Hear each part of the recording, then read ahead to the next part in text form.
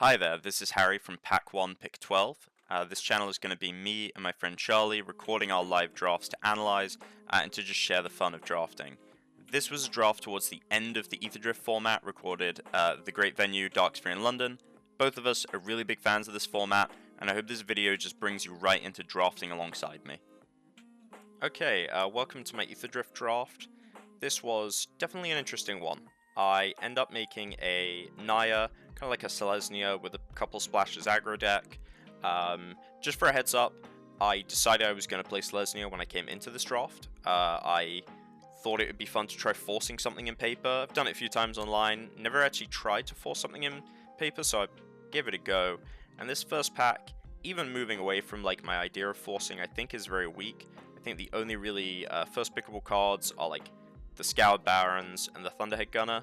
Sky Cycle has a decent power level. Counterluck obviously can be strong if you're in mono red, but it's not where I want to be. I don't ever think you want to speculate on mono red with your first pick anyway.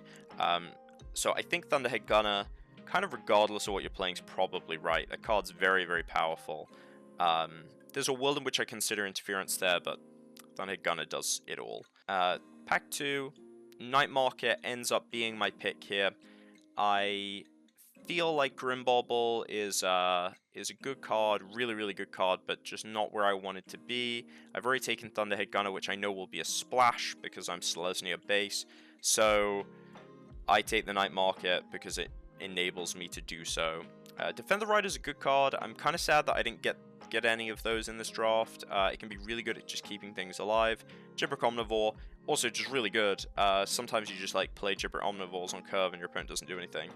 But eventually I decide on Night Market being the better card here. Alright, into my third pack here. The notable cards here are Broken Wings, the Skystreak Engineer, and Veteran Beast Rider, and Crash and Burn. I think they're the four best cards in the pack by quite a margin. But for me, I would pretty much always take Veteran Beast Rider here as pick 3, regardless of what my first two cards were, unless it was totally unplayable. Somehow it was like, you know, double mono red Howler's Heavy or something. Even then I would take it, because Veteran Beast Rider does it all in this format. You get to crew, you get to attack, you get to pump. It's a 3/4, which is like super relevant against this like horde of Gibbericks, which you can easily pump your way out of. You can attack and block into Hazard of the Dunes. This card's so good. Pack 4 here. I really like 4 cards from this, which are Ride's End, Bleachbone Verge, Dredge's Insight, and Sundial. It's a bit speculative, but I think there's a chance of Sundial spinning round, wheeling round. I think there's no chance of Ride's End. Even if people aren't playing white, they're very likely to splash white for removal, because the one thing white is pretty good at is like Ride's End and Gallant Strike. So I take the Ride's End here. It's really bad to just make sure you have enough removal in the deck. I think upon reflection, I would have considered Bleachbone Verge more highly here. Dredge's Insight is well notably very strong for grindy games, but it's more suited for less aggressive decks than mine. This pack, I make quite an interesting decision where I go for the Broadside Barrage. My thinking is quite straightforward that I'm splashing red anyway, or I might be splashing red, and I feel like it's the highest power level card. Now that I reflect on it, I think there's a real argument for taking Bounce Off here. Bounce Off really would have given me a bit more push over what I took. Beast Rider Vanguard is my pick here. I like Gibberick, I like Beast Rider Vanguard. I think Vanguard's a little better in the long games. Scrap Compactor's also a good card, but I didn't want to take it. Lotus Card Disciple, notably, is okay. It's not like horrific, but compared to the power level of other commons, it's just not where I want to be in this set. Into the next pack. Spectral Interference makes its way around. That's maybe a sign that I should have been thinking about blue here. I think that card's very good. There's the Sky Cycle, which I take because it just curves really nicely. Like, I'm looking at my deck already. I'm thinking, like, you know, I got Vanguard on 2, Beast Rider on 3, Sky Cycle on 4. So, this pack has one really good card for me, which is Gibberick. Being a 3/2, it's relevant for lots of reasons. Being a 1/3 is a good stat line in this format, and Gibberick kind of stops that, which is nice. This pack, there's an argument for taking Brightfield Glider, and then I can play like the weird Aura game, where you like put the +1/+1 lifelink thing on it, but I take the Alacrian Jaguar. just because I'm not a fan of Brightfield Glider. If I'm splashing, I kind of expect to have some tap lands, and playing a 1-drop not on turn 1 is really bad. Into the next pack here, I'm happy. Sundale Tyrant has in fact wheeled, so I take it. Silken Strength's good as well. That's not like a card I wouldn't play. I think I end up with one in the final build. Next pack, I probably should have taken Wreck Remover just to diversify. I think I take the Broadcast Rambler here, just because I've already got Jaguar, and I'm thinking maybe I get something else. I take the Wild Rose, even though I think it's bad. Just, I didn't want the others, so.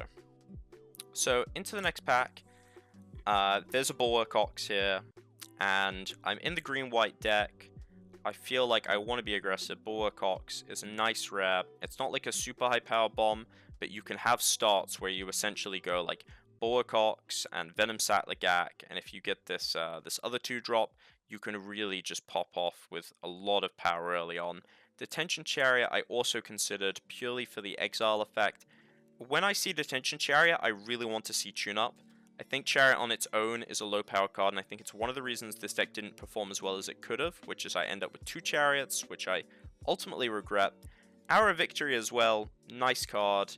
If I had taken the Bleachbone Verge earlier, I would have gone in for the Hour of Victory here, and I think I would have ended up with like a better style of deck, but again, I'm kind of going back to this core idea of like trying to force something.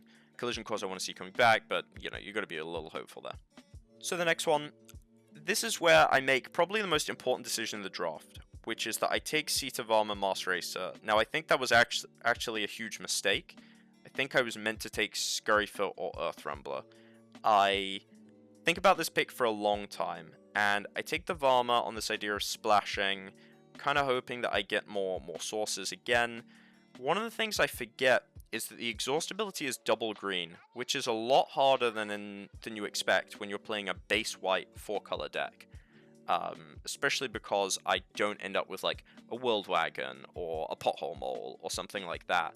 So I think I would have been extremely happy with the Scurryfoot because that card is very high power level.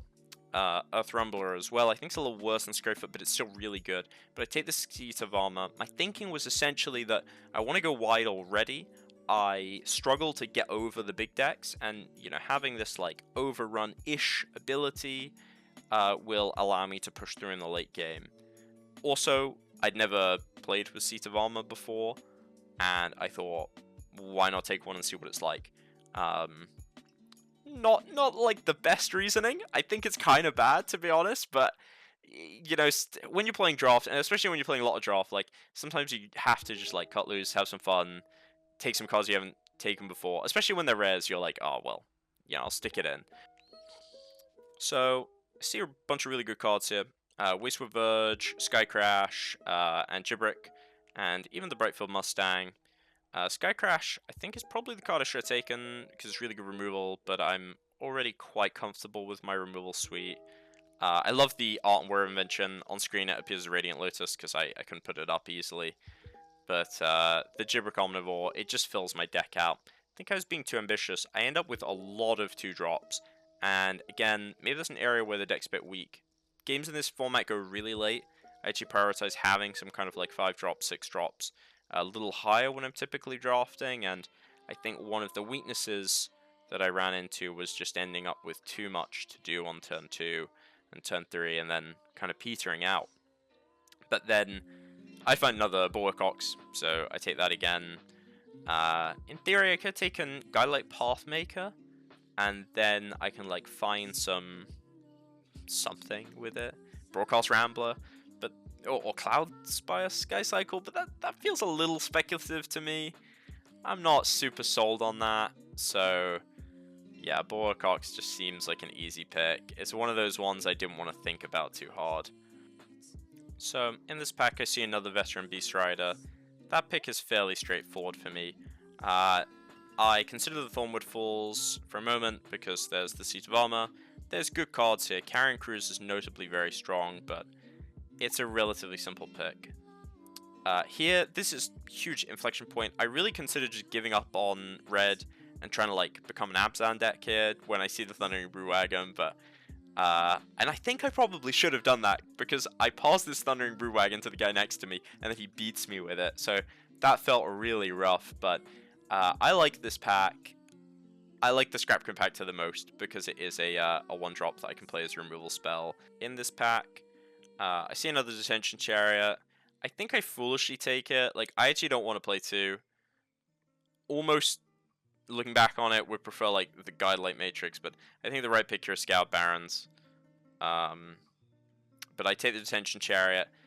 I'm playing in a 6-player pod, and generally you shouldn't expect to see uncommons, but I was kind of expecting to see a tune-up at some point in the draft, because not many people play it. It's like a card that's quite specifically for certain white decks, and it's like kind of playable in the Esper decks if you get the right pieces around it. But I was kind of hoping to see tune-up, especially from what I was seeing. I was feeling like there wasn't... I knew there was someone on white-black, because the white-black Verges weren't passing, but I was expecting to see it at some point, and then I don't, which really just makes my Detention Chariots worse. In this pack, I end up taking Collision Course. Here, I take the Brightfield Mustang. Alacrian Army's a super interesting card. I think it's like a complete meme. I used to think it was like, oh no, I take the Silken Strength. Interesting. I think Silken Strength's just like quite a good card actually as a combat trick. I don't have any. I really like 1 to 2 combat tricks in this format. Typically, I like Bestow Greatness the most, but Silken Strength's fine. What do I see here? The Swiftwing Assailant I end up taking because it's playable in the deck, but yeah, back to what I was saying before. Alacrian Armory is such an interesting card because I think it's terrible, but I've lost like a few games to it that make me feel embarrassed. The +1 toughness can be weirdly relevant against your damage-based removal. Like, even your Collision Course takes a little bit more to get through, things like that. And then the Self Crew can be really annoying when you have these like giant crew creatures like the Marshals thing that finds your land. You've also got Thundering Brewwagon, which is, you know, crew 3, but sometimes like a Lumbering Wellwagon. So the bigger crew creatures can take advantage of it, but yeah, I think it card sucks. It's just, I like it because I think it's a bit fun. I take Brightfield Glider, makes the deck. So back to a full pack. Basri is the card that pops out to me the most here. I don't like Push the Limit. I don't like Magmakin. There's 2 Alacrian Armories that I've just been waffling on about, and I don't think it's good. Brightfield Mustang is just unplayable. And Gibrick, I don't want another 2-drop. I'm just like 2-drop central already. So Basri is amazing for a long game. He can play really well in those situations. He can come down early, complicate things. He, you know, stops engine rats popping in against you. But importantly, he combos with Veteran Beast Rider, which is something I didn't realize till playing it. But with Basri and a Beast Rider, you don't have to worry about the Exert stopping him untapping. You can just keep making cats, and then that works really well. So yeah, this pack's reasonably strong. Count on Luck, second time I see it. If I was in like a Super Red deck, I'd think about it, but I think the End Rider Spike Spit is just better than Count on Luck in most games. Stock Up I think about quite strongly, because I got a dash of blue. Stock Up's like a crazy card, just for finding you what you need. Removal, gas, lands. In the end, I go with Ride's End because it's reasonably consistent. Here, I take Caradora. I'm like super happy to see this. You know, it did feel like Green-White was incredibly open here, because I'm getting all these Bulwark Oxes, I got the Beast Riders, now I get Caradora. Sure, my deck isn't like that powerful, these cards, but I am getting like a coherent game plan. Here, I make definitely the biggest mistake of the draft. I take Gallant Strike, thinking that I need like a bit more removal, and I also had in my head like, well, I'm in a 6-player pod. I'll probably see Lagran wheel around to me, and you can see me wheeling it with my finger, but it just doesn't happen. And I honestly think that card would have made my deck a lot stronger, but anyway. Then we're going into the next pack. I kind of expect Skyseeker's Chariot to wheel. I probably should have taken that one as well, to be honest. I take Detention Chariot as the second one. I think these Detention Chariots hurt my deck really significantly, because most of the games, they just do absolutely nothing. It's nice with Caradora, though. I had some good games where I went like Caradora on 4, did whatever on 5, Detention Chariot on 6, or I went Caradora, find my Detention Chariot, and then I would cycle it away if I needed to be searching for something else.